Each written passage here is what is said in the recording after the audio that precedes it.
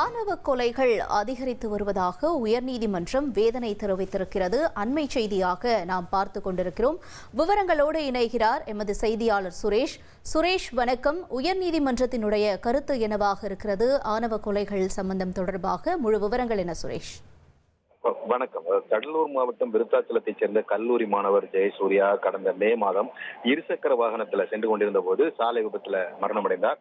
இந்த நிலையில் தன்னுடைய மகன் ஆணவ கொலை செய்யப்பட்டிருக்கலாம் என்று சந்தேகம் எழுந்திருக்கிற காரணத்தினால் இந்த வழக்கை வேறு விசாரணை அமைப்புக்கு மாற்ற வேண்டும் என்ற கோரிக்கையுடன் மாணவருடைய தந்தை முருகன் சென்னை உயர்நீதிமன்றத்தில் ஒரு மனு தாக்கல் செய்திருந்தார். அந்த மனுவில் மாணவன் கல்லூரியில் உடன்படித்த மாற்று சமுதாயத்தைச் சேர்ந்த மாணவியை காதலித்ததால் அந்த மாணவியினுடைய உறவினர்கள் தனது மகனை அடிக்கடி மிரட்டியதாக தெரிவித்திருக்கிறார். இந்த வழக்கை விசாரித்த நீதிபதி வேல்முருகன் ஆணவ கொலை என்ற சந்தேகம் உள்ளதால இந்த வழக்கின் விசாரணையை சிபிசிஐடிக்கு மாற்றி உத்தரவிட்டிருக்கிறார்.